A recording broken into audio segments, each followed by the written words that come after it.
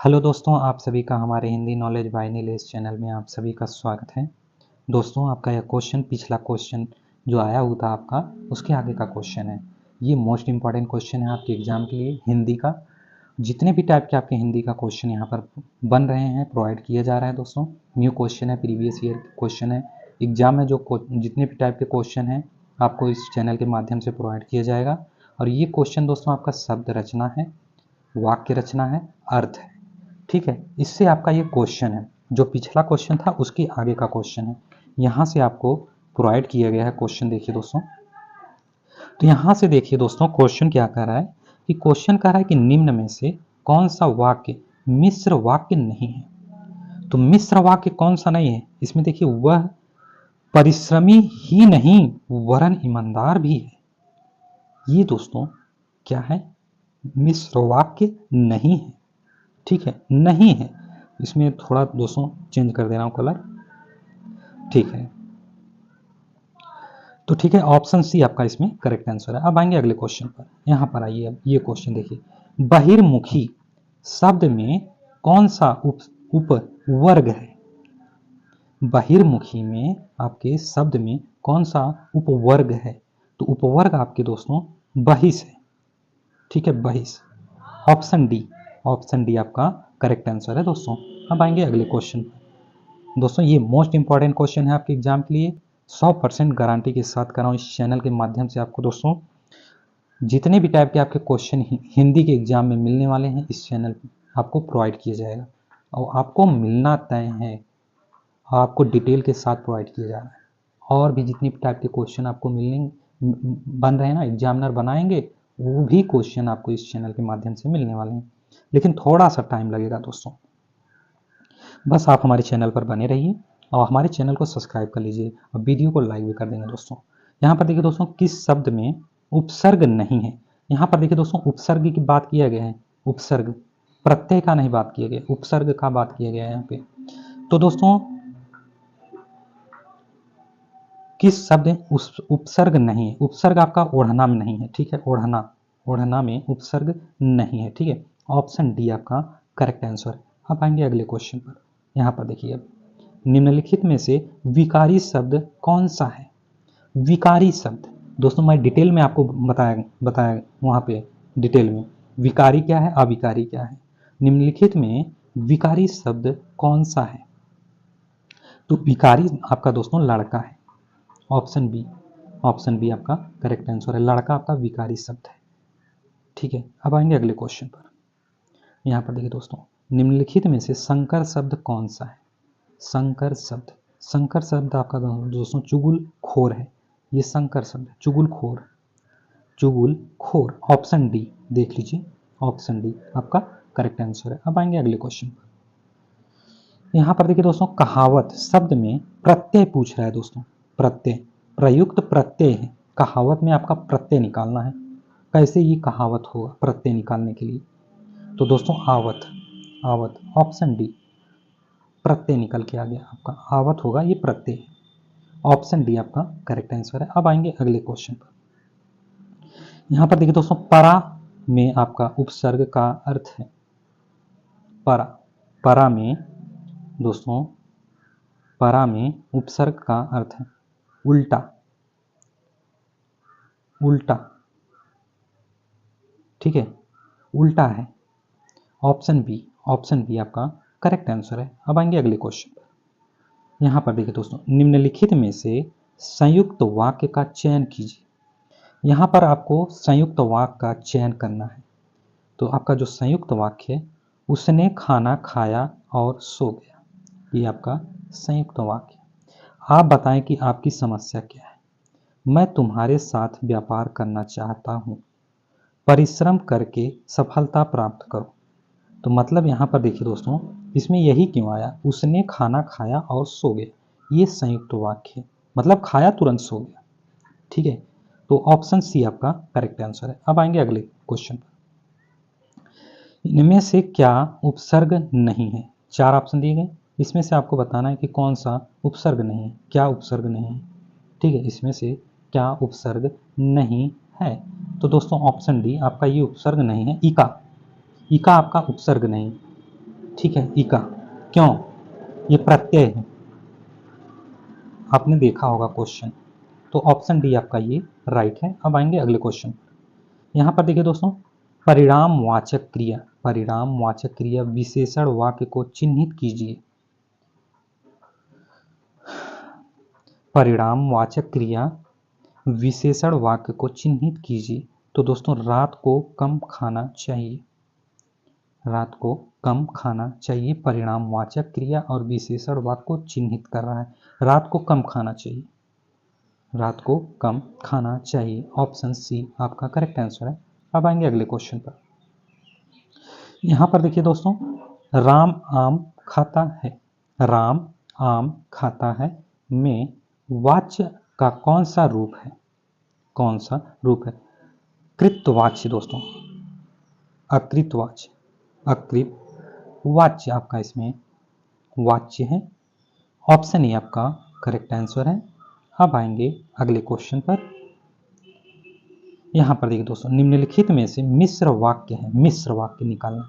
तो मिश्र वाक्य आपका मेरे आते ही वर्षा होने लगी, ये मिश्र वाक्य है। ऑप्शन ए आपका करेक्ट आंसर है। अब आएंगे अगले क्वेश्चन पर। पिता ने समझाया कि सदा सत्य बोलना चाहिए, यह वाक्य उदाहरण है। तो दोस्तों, मिश्र वाक्य का है, मिश्र वाक्य का है।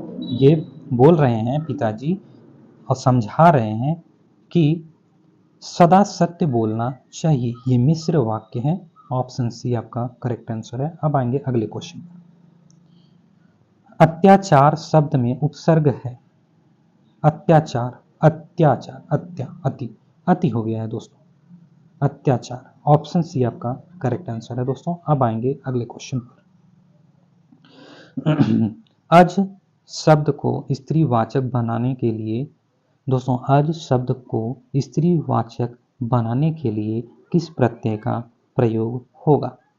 तो दोस्तों, अज को दोस्तों स्त्रीवाचक बनाने के लिए प्रत्यय का प्रयोग होगा आ। ऑप्शन सी, ऑप्शन सी आपका करेक्ट आंसर है। स्त्रीवाचक बनाने के लिए आ जोड़ देंगे दोस्तों। अब आएंगे अगले क्वेश्चन पर।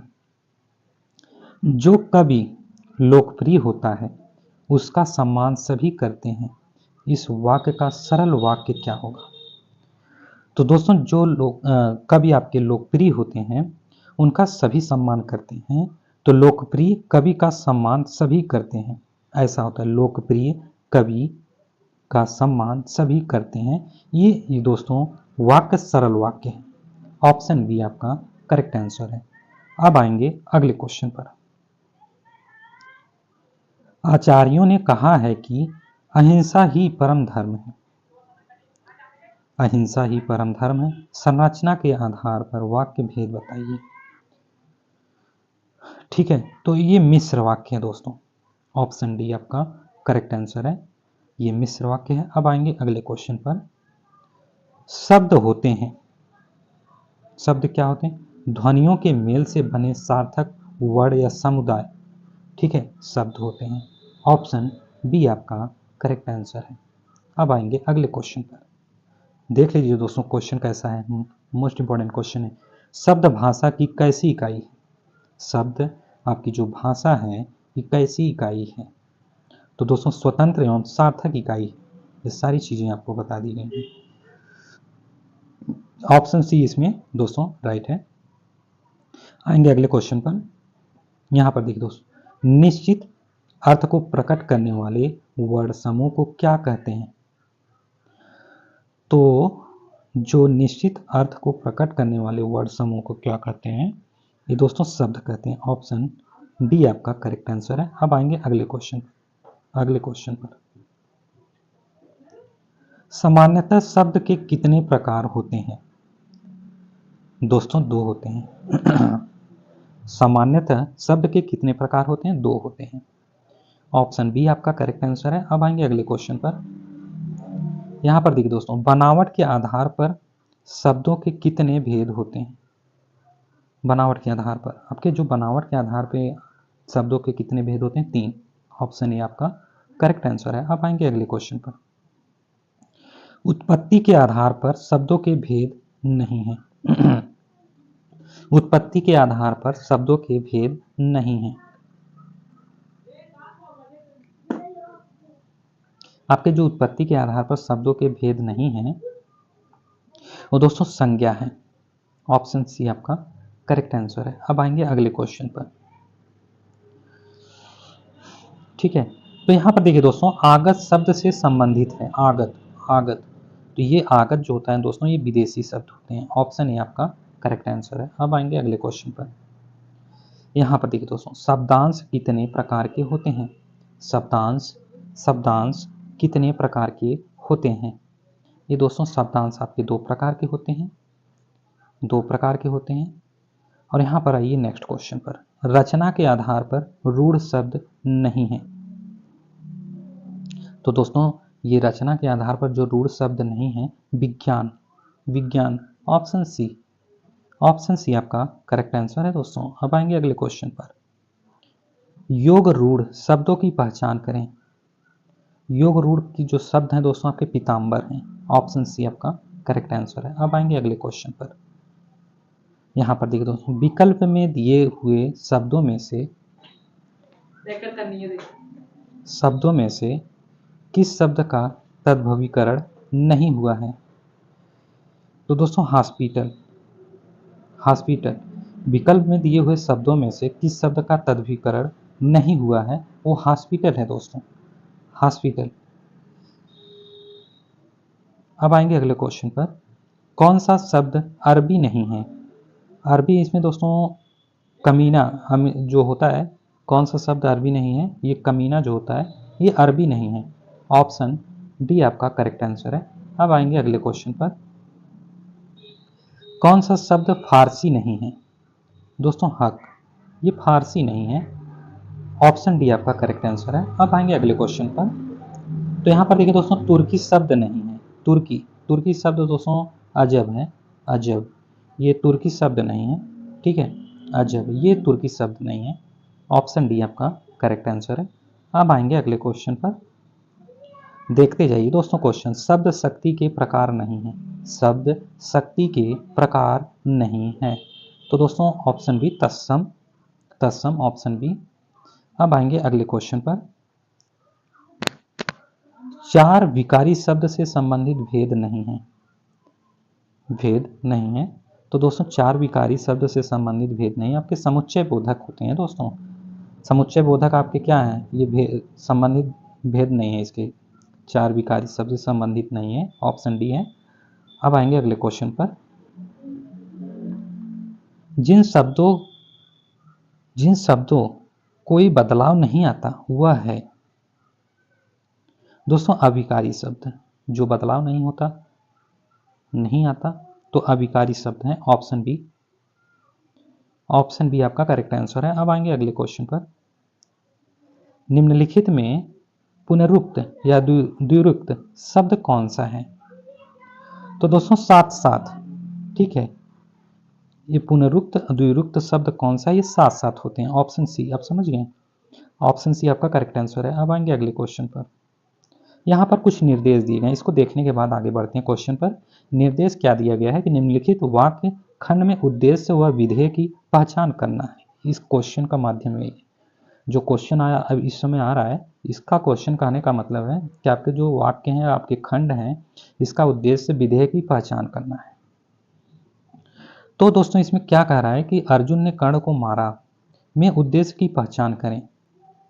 तो पहचान अर्जुन है, अर्जुन ने कर्ण को मारा था, तो अर्जुन ने, इसका उद्देश्य क्या है? अर्जुन है, अर्जुन है, अर्जुन ने क्या किया? कर्ण को मारा है, तो इसका पहचान है, यही उद्देश्य है।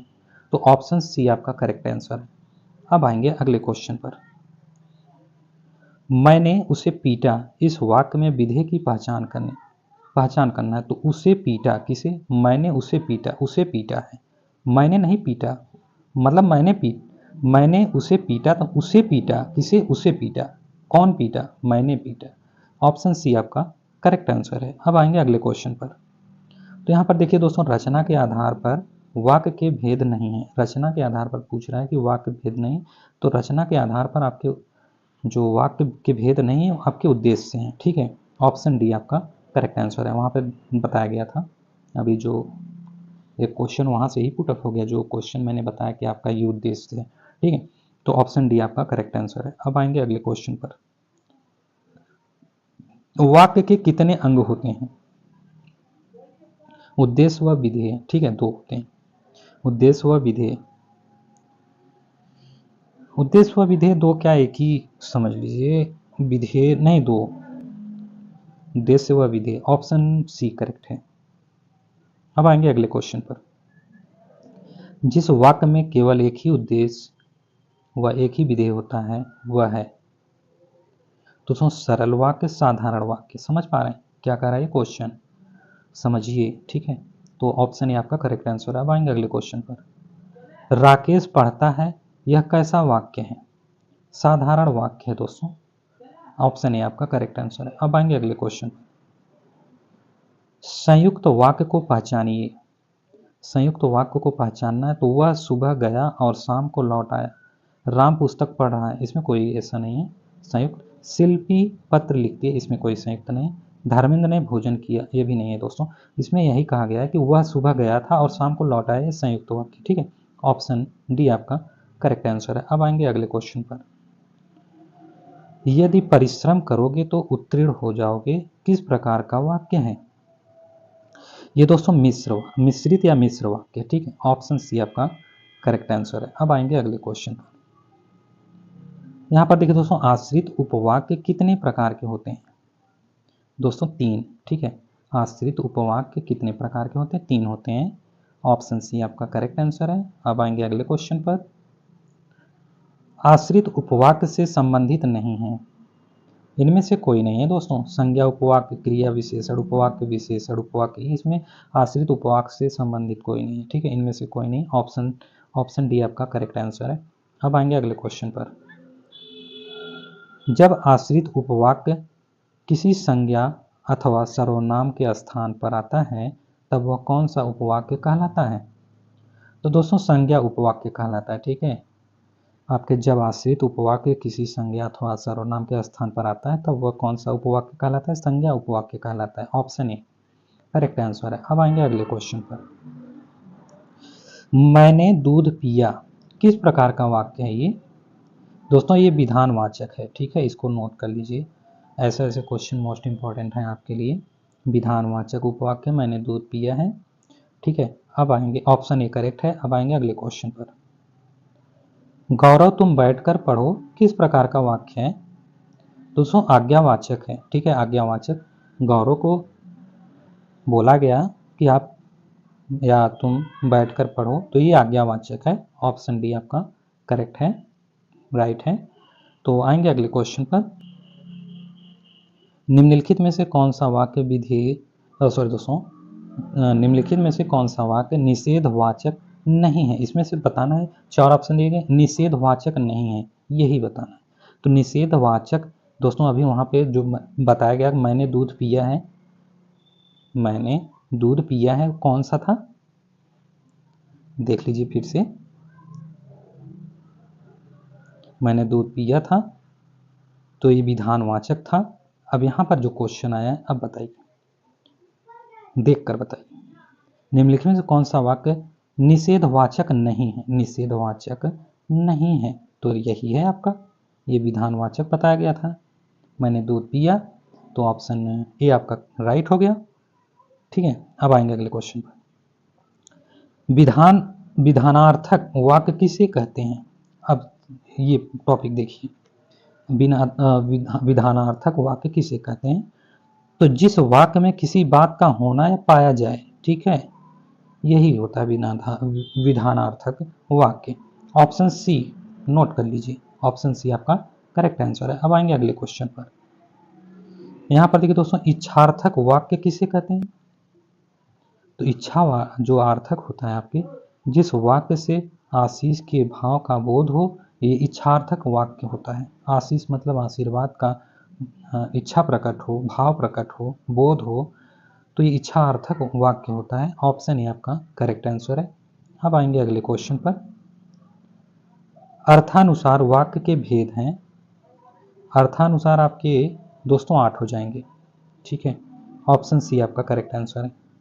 अब आएंगे अगले क्वेश्चन पर। भगवान तुम्हें लंबी उम्र दे, किस प्रकार का वाक्य है ये?